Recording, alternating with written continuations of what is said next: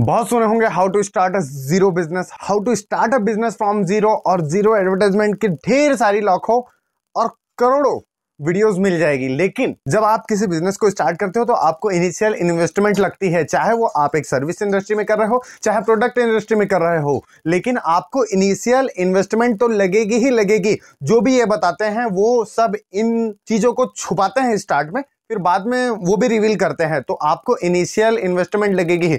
मान के चलो कि आप प्रोडक्ट इंडस्ट्री की शुरुआत कर रहे हो, मान के चलो कि आप रेस्टोरेंट या फिर फूड बिजनेसेस में जा रहे हो, एक ठेले से शुरुआत कर रहे हो, लेकिन ठेले पर भी आपको ठेले की जो कीमत है, ठेले के जो मेकिंग प्रोसेस है, उसके लिए तो पेमेंट लगेगी ही लगेंगे। वहां गैस चलेगी, उसके लिए पेमेंट लगेंगे।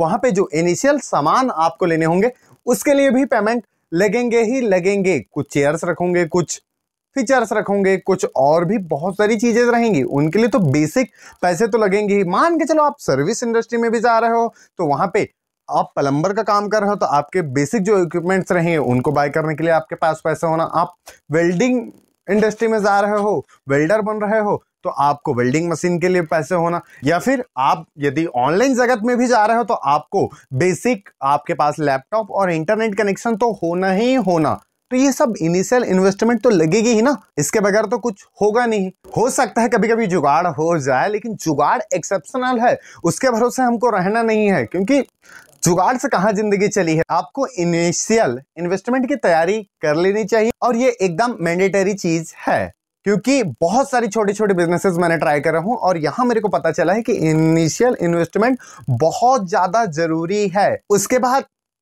आपको एक राइट ऑडियंस सेलेक्ट करना है। आपका प्रोडक्ट जो है वो हर किसी को नहीं बेचना रहता, आपका प्रोडक्ट हर कोई नहीं ले सकता। जैसे कि आप फिर से वही फूड बिजनेसेस की बात करें तो फूड बिजनेसेस में हो सकता है कि आप डोसा बेचने का एक सेंटर चालू किए होंगे और डोसा हर कोई नहीं लेगा। वो फास्ट फूड के लिए जो एक्साइटेड रहेंगे वही लेंगे, और हर कोई ऐसे फास्ट फूड को प्रमोट नहीं करता, खास करके हेल्दी पर्सन शायद उनके लिए ना बना हो। जो एक्साइटेड होंगे वही ही लेंगे। और यदि हम इसको सोच के डिमोटिवेट फील करें और इसको सोच के हम एकदम मायूसी फील करें कि हमारे कस्टमर नहीं लग रहे हैं, हमारे पास कस्टमर नहीं है, तो ये सब एकदम बेकार की बातें हैं। पहले तो अपना राइट ऑडियंस सिलेक्ट करो और उसके हिसाब से प्रोडक्ट बिल्डअप करो।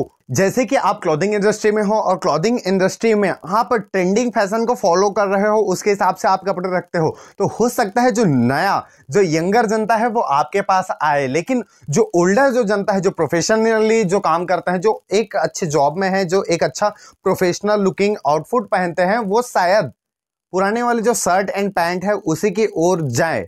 तो सबकी अलग अलग वैरायटी है, सबका अलग अलग मार्केट है, सबका स्पेसिफिक ऑडियंस है, उसके हिसाब से हमको काम करना पड़ता है। और ये सिर्फ हमारी छोटी बिजनेसेस में नहीं बल्कि बड़ी बिजनेसेस में भी बहुत सारे होते हैं, और ऐसा मल्टीपल फील्ड में होता है। कॉस्मेटिक फील्ड में चीपर जो ब्यूटी प्रोडक्ट्स होते हैं वो अलग होते हैं, और हायर जो ब्यूटी प्रोडक्ट्स होते हैं वो अलग होता है। ऐसा गाड़ियों में भी होता है, ज्वेलरीज में भी होता है, एंड मैनी मोर। बहुत सारी चीजों में ऐसा ब्रांडिंग के हिसाब से, ऑडियंस के हिसाब से अलग अलग सेगमेंट पे काम करता है, अलग अलग ऑडियंस पे काम करता है। सोशल मीडिया की बात ले लो, यूट्यूब की ऑडियंस अलग है जो लॉन्ग कंटेंट कंज्यूम करती है, और इंस्टाग्राम की ऑडियंस अलग है जो शॉर्ट कंटेंट कंज्यूम करती है। तो दोनों की ऑडियंस बिल्कुल अलग है, और इन दोनों सेगमेंट के हिसाब से इसको डिजाइन किया जाता है। मान के चलो कि आपका बिजनेस चालू भी हो गया, देन अभी बात आती है फाइनेंशियल मैनेजमेंट की। कभी कभी ऐसा होता है कि हमारे जो बिजनेसेस हैं वो कुछ दिनों में बंद हो जाते हैं, क्योंकि हमारे पास एक पूरा रोड मैप नहीं रहता, एक फाइनेंशियल मैनेजमेंट नहीं रहता, एक बिजनेस का सुपर कैश फ्लो मैनेजमेंट नहीं रहता। इसका बहुत ज्यादा ख्याल रखना है, और ऐसा बहुत बार देखने को मिलता है कि हम इनिशियल बिजनेसेस में जब होते हैं तो वहां पे जो प्रॉफिट्स बुक होते हैं, वहां पे जो पैसे आते हैं, अक्सर हम उन्हें उठा लेते हैं, अक्सर हम उन्हें दूसरे कामों में डाल देते हैं, जिसके कारण बिजनेस को बहुत ज्यादा इफेक्ट पहुंचता है। हम वहां री इन्वेस्टमेंट नहीं कर पाते, हम वहां पे अच्छी सर्विस प्रोवाइड नहीं कर पाते, जिसके कारण से हमारे बिजनेसेस के बंद होने के चांसेस बहुत ज्यादा रहते हैं। मान के चलो कि अचानक आपको नेसेसिटी आई और वहां से आप पैसे उठा लिए, तो आप वहां पे जो बिजनेस का मैनेजमेंट है वो खो देते हो। अपने एम्प्लॉयज की जो सैलरी, रोजी भी बोल सकते हैं, जिसको देने के लिए आपके पास पैसे नहीं बचते, और अपने बेसिक नेसेसिटी के लिए भी पैसे नहीं बचते, ऐसा छोटे बिजनेसेस में देखा जाता है। तो इन सब से आपको बचना है। हो सके तो एक इमरजेंसी फंड, जब आप इनिशियल इन्वेस्टमेंट की तैयारी कर रहे होगे तो एक इमरजेंसी फंड जो आपको मुसीबत में काम आए, ऐसी कुछ आप तैयारी करके रखो, तो आपका जो बिजनेसेस है वो लॉन्ग टर्म के लिए कम से कम सस्टेनेबल रहेगा और वहां आप एक अच्छा रिजल्ट और एक अच्छा मार्केट क्रिएट कर सकते हो। इसके बाद कुछ मेजर टिप्स हैं, जैसे कि कनेक्टिंग टू ऑडियंस। आप अपने ऑडियंस से बात करो और हो सके तो उनके ही लैंग्वेज में बात करो, उनके लहजे में बात करो। इससे आप एक बेटर कनेक्शन बिल्ड कर पाओगे, एक बेटर रिलेशनशिप बिल्ड कर पाओगे। अपनी डेमोग्राफी के हिसाब से काम करो और तो और उनको ऐसा प्रोडक्ट बनाकर जो जिसके लिए वो बार बार लॉयल हो जाए और जिसके लिए आपको बार बार वो रिकमेंड करे, रिफर करे लोगों को कि इसके पास जाया जाए। जैसे कि मैं एक ग्राफिक डिजाइनर हूं, तो मैं पहले क्या करता हूं, उस प्रोडक्ट को बहुत ज्यादा ब्यूटीफुल बना के यानी अपना 110% दे के उसको अच्छे तरीके से बनाकर उनको देता हूं। उसके बाद में वो कुछ कुछ फीडबैक्स देते हैं, कुछ कुछ करेक्शन देते हैं, उसके बाद में और भी ब्यूटीफुल लग जाता है। लेकिन पहले ही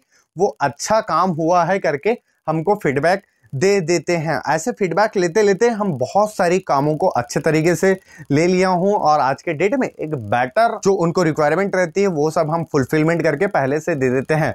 ऐसे ही होता है कि आप बिजनेस चालू करो और उनके फीडबैक्स लेते जाओ। फीडबैक से आप कुछ सीखो और आपसे कुछ गलतियां हो रही है वहां से कुछ सीखो। इसलिए तो कहा गया है लर्न फ्रॉम मिस्टेक, ना कि उसे दोबारा करो। जो चीज कस्टमर को चाहिए उसको एडवांस में ही उनको दे दो। पहले ही जिस चीज की रिक्वायरमेंट है उस चीज को उनको पहले ही दे दो।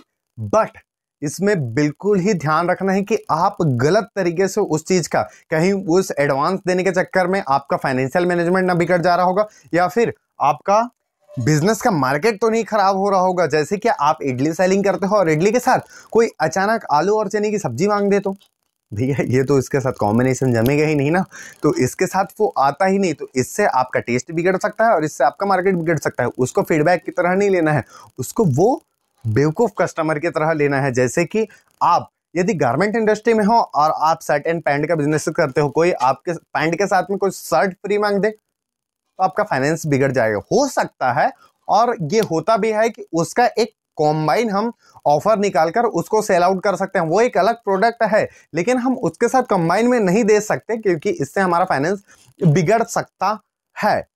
इसीलिए कभी भी जब आप ऐसे ऑफर एडवांस में कभी आप कस्टमर के फीडबैक लेने के सोच रहे हो तो सभी तरफ से सोच लेना कि हमारा फाइनेंस और हमारा प्रोडक्ट इंडस्ट्री कहीं बिगड़ ना जाए। तो ये सब नॉलेज आपके पास आ गई, जाओ पहले स्टार्ट करो, क्योंकि खैर पुलाव बनाने से कुछ नहीं होता। आप छोटे से छोटे में स्टार्ट करो और उसके बाद लर्न फ्रॉम मिस्टेक्स। जब आपके पास कस्टमर के फीडबैक आएंगे, जब आप वहां गलतियां करोगे, आपको रियल चैलेंजेस पता चलेंगे।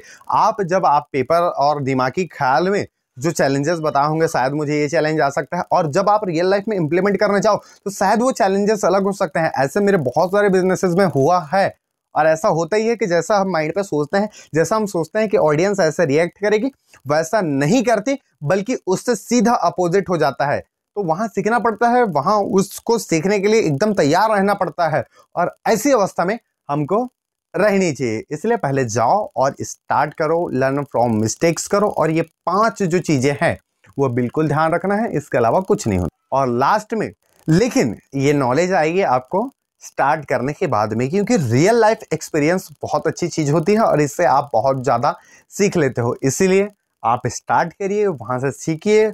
शुरुआत में बहुत छोटे स्केल पे स्टार्ट करिए जिससे आपको बहुत ज़्यादा फाइनेंशियल धक्का भी नहीं पहुंचेगा, बहुत ज़्यादा आप लॉस में भी नहीं जाओगे। इन सब का ख्याल रखते हुए बिजनेस स्टार्ट करिए और दुनियादारी से दूर रहिए और स्टार्ट करिए। Thank you.